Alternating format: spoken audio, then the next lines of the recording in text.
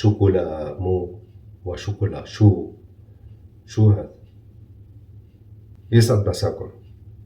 من المؤسف جدا اليوم نشوف إعلامية بتمثل إعلام لبنان.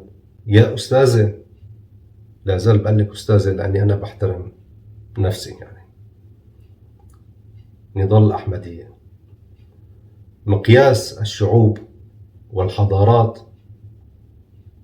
بينقاس من خلال المثقفين، الأدباء، الشعراء، الفنانين، وكتير من المهن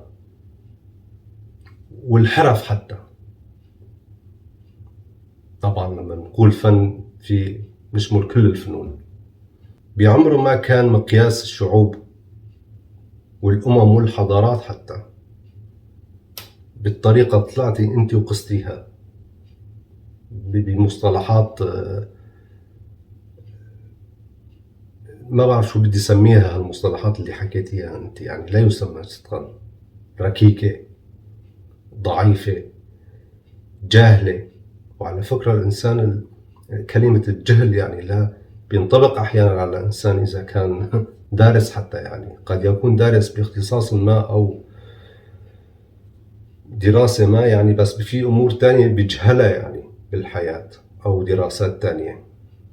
للتوضيح على كلمة الجهل، يعني طلعتي حكيتي بطريقة إنسانة جاهلة أنت. وعلما الإنسان الإعلامي يعني في مسؤولية كبيرة كتير عليه. يعني الأمانة أول شيء، لازم يكون أمين. الأمانة والاحترام والأخلاق ونقل الكلمة بطريقة محترمة، حتى إذا كان في شيء اسمه نقد أو في شيء أسلوب تهجمي متحضر، يعني حتى إذا كنت إنسانة عنصرية يعني.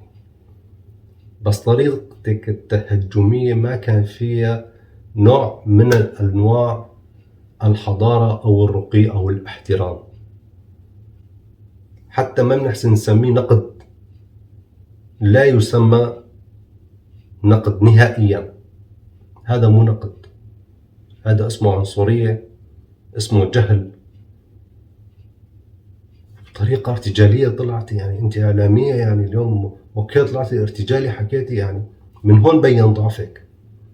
الإعلامي الصح والفهمان والقوي بالارتجالي كمان بيكون معبي مركزه وبيثبت كلمته بطريقة راقية ومحترمة ووعي.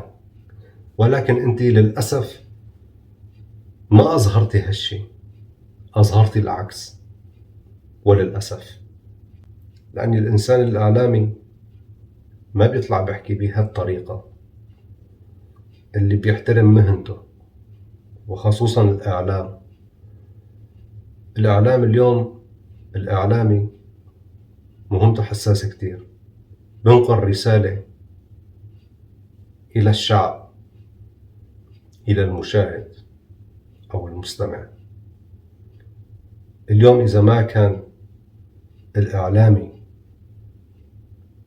يطلع يحكي برقي واحترام وفهم ووعي، فهذا لا يمثل الإعلام الحقيقي. طبعا مع احترامي مع إعلاميين لبنانيين، في كتير إعلاميين يحترموا. واحد منهم بحب أذكرهم، يعني الأستاذ طوني خليفة، إعلامي محترم وأمين وبيحترم مهنته وبكل أمانة، وإنسان راقي كتير. بس أما الإعلامية نضال أحمدية طلعت حكت بطريقة لا يمثل الإعلاميين، وليس لها علاقة بتاتا بشيء اسمه إعلام. وللتوضيح هي مثلت نفسها، ما مثلت الشعب اللبناني طبعا. يعني اليوم الشي اللي عم تحكيه يعني شي يعني مهزل. شي يعني تهريج للأسف، يعني عم بحكيها بمصطلحات يعني هرجت كأني سخرية. على فكرة هي عم تسخر من حالها قبل ما تسخر من الشعوب. الكل بيعرف وكافة الشعوب وخاصة شعب الشرق الأوسط مين هن السوريين، وما مدى وعيهم وتفكيرهم ومنظورهم، وليش وصلوا بالحياة. اليوم تجي بتحكي أنت تقولي ما بنحسن نتعايش مع الشعب السوري لأنه في فرق بالثقافات، ولمحتي ووضحتي إنه يعني كأنه ثقافتك أنت عالية جدا ومستواك عالي، والثلاثة مليون النازح في لبنان ثقافتهم ما بدي أسمي ألفاظ سيئة يعني أو خارج نطاق الاحترام، ثقافتهم لا شيء.